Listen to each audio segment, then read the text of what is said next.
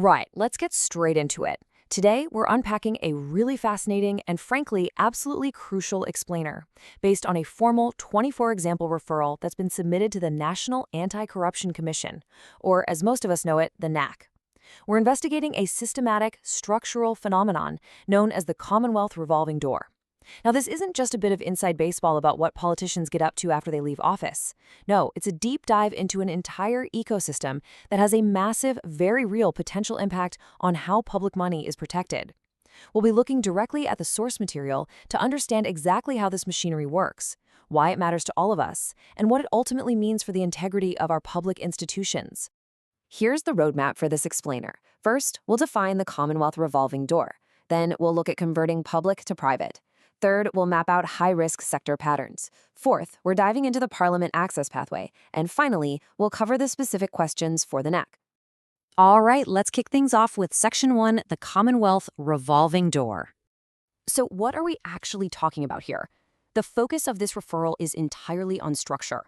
The revolving door is basically the system that permits former ministers, parliamentarians, top-tier public servants, and defense officials to move straight into private industries or peak bodies that were directly affected by their former public roles. And straight up, I need to make something crystal clear. The source document stresses over and over that this is an inquiry into a repeating structural pattern. It is absolutely not an accusation of corrupt conduct against any of the specific individuals we're going to mention today. The core integrity question here is simply this. Does the system itself have a massive systemic weakness in its safeguards? Moving right along to Section 2, converting public to private.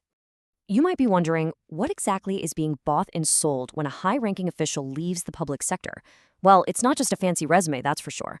The evidence outlines some incredibly valuable assets. We're talking about official information, highly guarded cabinet experience, deep, granular procurement knowledge, regulatory insight, and really sensitive national security relationships. When these folks transition out of public service, this highly sensitive, publicly funded experience is essentially converted into private or institutional capital.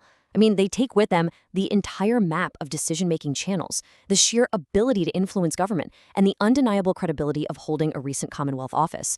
So the big question being asked of the Integrity Commission is, should this level of public trust be allowed to instantly become private market value?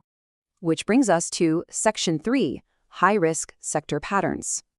We're going to start with defense procurement, which the submission perfectly describes as a two-way street.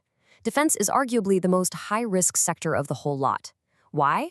Well, just think about it. It involves mind-boggling amounts of public money, absolutely enormous contract values, immense technical complexity, and deeply classified information. The ecosystem between the government as the buyer and the private corporation as the supplier is incredibly tight, and because it's so tightly connected, it requires fiercely independent safeguards.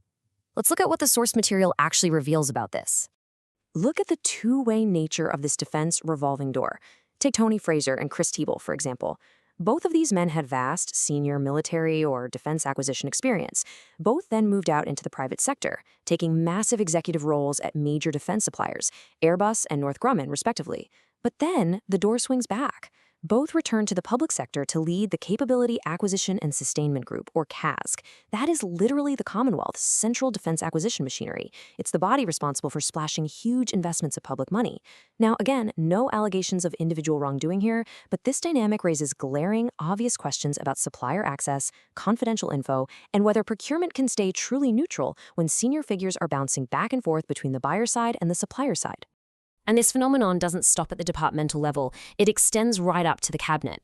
The documentation notes former Defense Minister Christopher Pyne, who reportedly discussed a consulting role related to EY's defense practice while still sitting in cabinet.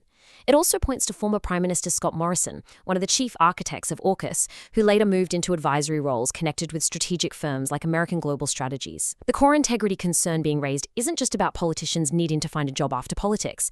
It's about whether top-tier strategic policy, alliance knowledge, and national security credibility are simply being absorbed into private consulting networks for commercial gain.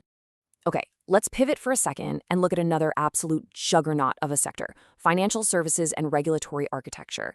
Because, as you'll see, the exact same pattern we just spotted in defense is heavily mirrored in the world of banking and finance. Here is where top-tier economic authority literally converts into global investment value. The referral points out Josh Frydenberg moving from federal treasurer straight to chairman of Goldman Sachs Australia shortly after leaving Parliament. We also see Simon Birmingham transitioning from finance minister into the chief executive officer role at the Australian Banking Association. So, an overarching systemic question naturally emerges. When you have deep inside knowledge of the budget, years of cabinet experience, and immense financial market credibility, is it really appropriate for that Commonwealth Economic Office to be swiftly converted into private financial sector value and in-house advocacy? Now, this one is a fascinating loop. They call it the regulatory design loop. Take Kelly O'Dwyer. As Minister for Financial Services, she actually authorised AFCA. That's the Australian Financial Complaints Authority. This is the very architecture everyday consumers use to contest banks and financial firms. Later on, she joins Barrenjoey as a board director. The concern documented in the source material is this specific movement, from banking to creating the financial complaints architecture as a minister, and then spinning right back into financial services governance. It poses some incredibly complex questions about regulatory design knowledge and how it translates to post-ministerial value. And it's not just finance and defense. The formal submission points directly to gambling and communications as high-risk access areas too. For instance, Stephen Conroy moved from Communications Minister into a role as Executive Director of Responsible Wagering Australia, which is the peak body for online wagering. Now, gambling is a sector profoundly, heavily dependent on public permission, advertising rules, and regulation.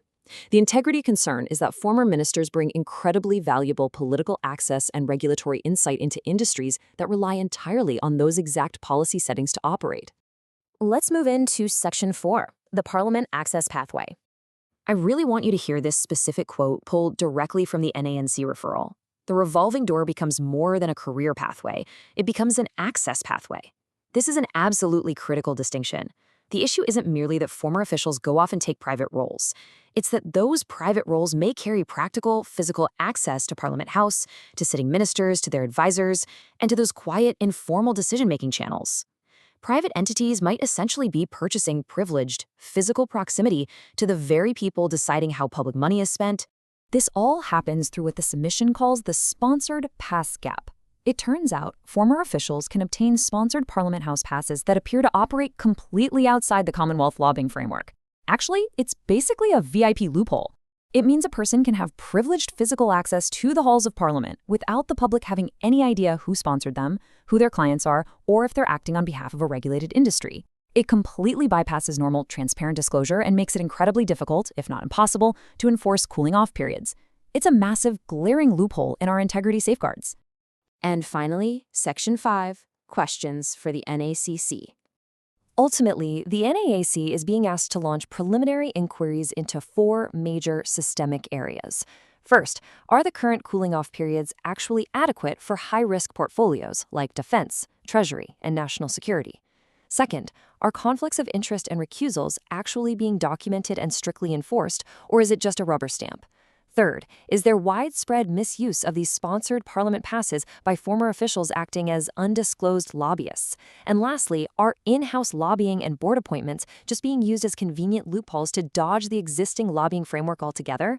They are basically being tasked to determine if the whole system is just too weak to protect public money.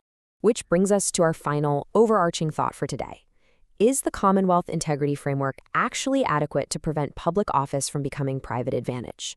Think about it. When vast sums of public money, crucial national security secrets, and critical market regulations are on the line, can we confidently say our system prevents the conversion of public trust into private wealth?